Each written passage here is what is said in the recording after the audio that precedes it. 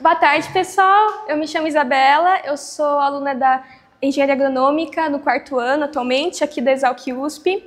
E hoje eu vou falar um pouco sobre meu tema de iniciação científica do ano passado, que eu fiz com o professor Thiago Bueno de Moraes, com orientação do professor Moacir Tuzin de Moraes.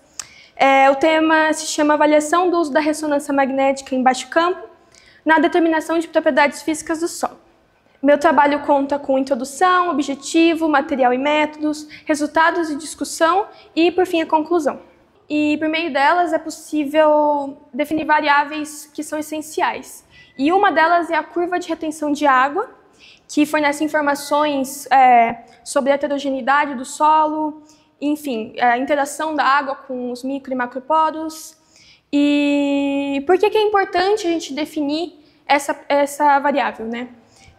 Não só ela, mas como as outras propriedades físicas do solo. Bem, por ela, a gente consegue entender como que é a dinâmica da água no solo, né? E para ter um manejo eficiente e sem desperdício, né? Porque a gente sabe que quando o produtor opta por irrigação, é um custo muito alto, geralmente representa assim, a maior parte dos custos.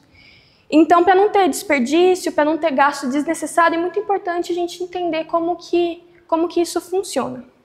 Então, como que atualmente se faz, né? Bem, geralmente os métodos convencionais, tem vários, mas eu coloquei 2 só, que são os mais utilizados, que é a câmara de Richards e a mesa de tensão. No caso aqui, a mesa de tensão em funil. As duas é por diferença de potencial. A câmara de Richards tem um espectro maior de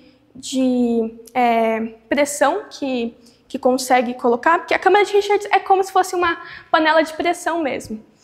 E a mesa de tensão de funil é por altura, né? E ambas conseguem determinar a quantidade de macro e microporos e posteriormente fazer a curva de retenção de água, mas possuem algumas limitações e a maior delas é a questão de tempo. A câmara de Richards, por exemplo, demora de 2 a 4 semanas para ter o resultado. Então, é bastante tempo. E a gente vem com esse trabalho fornecer um método alternativo, que no caso é utilizando a ressonância magnética nuclear em baixo campo, que dependendo da amostra demora de minutos a horas. E é bom ressaltar também que já foi feito um trabalho anteriormente pelo Gustavo de Godoy, era um mestrando aqui da Exalc, que o tema dele era calibração de parâmetros e determinação da curva de retenção de água no solo por ressonância magnética nuclear em baixo campo. Bem, então o objetivo, né, é avaliar o potencial do uso do espectrômetro de ressonância magnética usando técnicas de relaxometria, como CPMG e recuperação por inversão, para estimar as propriedades físicas do solo. Então, o material e métodos agora, a gente conseguiu do Laboratório de Física dos Solos, do professor Moacir aqui na Exalc, já 10 amostras de solo com diferentes texturas. Texturas, no caso aqui, é areia, argila e silt, e já estavam previamente caracterizadas, então a gente não teve esse trabalho, né? Enfim, aí o que a gente fez? A gente pegou 10 potinhos, né, que nem está aqui no... O pessoal não vai ver aqui, né? Mas que nem está aqui na imagem, coramba, e a gente colocou 20 gramas, tudo isso pesando na balança analítica. A gente pesou 20 gramas de solo, e depois a gente colocou 2 ml de água, esperou a água percolar no solo e fizemos a análise no equipamento de ressonância que a gente tem no laboratório aqui do GESPIM. E aí depois a gente colocou sequência de pulso CPMG, eu vou explicar melhor um pouco depois, para realizar as medidas dos tempos de relaxação T2.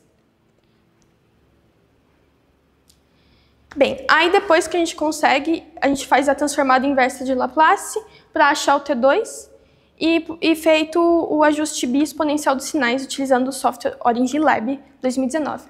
Bem, mas como que funciona isso, né? A gente coloca a amostra, que aqui no laboratório muita gente já mexe com ressonância, então vai ficar um pouco repetitivo explicar isso para vocês, mas se você aí do YouTube não conhece muito bem o método, eu vou explicar um pouquinho. O professor pode me corrigir caso eu fale alguma coisa errada. Mas a gente coloca a amostra dentro do equipamento de ressonância que eu tinha mostrado antes, né? Esse aqui. E dentro do equipamento tem um ímã, né? E cada amostra possui uma quantidade de... tem átomos, né? E no caso a gente está analisando aqui o átomo de hidrogênio, que é o mais abundante. E no solo, o hidrogênio está na forma de água, né? H2O. E todo átomo de hidrogênio possui um spin.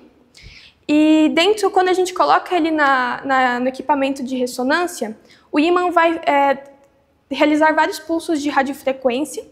E vamos supor que, por exemplo, o spin está assim, naturalmente. E aí a gente coloca esses pulsos, ele vai fazer isso. Ele vai mudar de direção.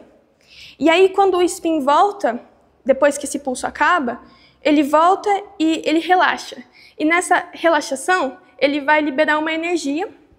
E essa energia é captada pelo computador. E a gente consegue estimar o valor de T2, que é esse valor de relaxação, que demora, quanto tempo demora para o spin voltar na condição original dele, digamos assim. E aí, com isso, né, que nem eu tinha falado, a gente faz os ajustes, e no caso a gente usou o software Origin Lab. E aqui nessa imagem tem mais ou menos o esquema, com o professor que fez o desenho, de como que funciona essas análises. Bem, então, primeiramente, a gente consegue ver com o computador, né, esse gráfico 1, que é o decaimento CPMG, e aí depois a gente faz o processamento da transformada de Laplace, que nem está no gráfico 2, mas para ficar melhor de ver e de entender como funciona a textura dos solos, a gente organizou em 3 gráficos, para as 3 texturas. No caso do gráfico 3, a gente está estimando a quantidade de areia, né? É muito interessante reparar que no primeiro gráfico, gráfico 3, e no gráfico 5, que é de argila, elas são meio que inversas, né? Quanto maior o tempo de relaxação, a maior quantidade de areia, digamos assim. Por quê?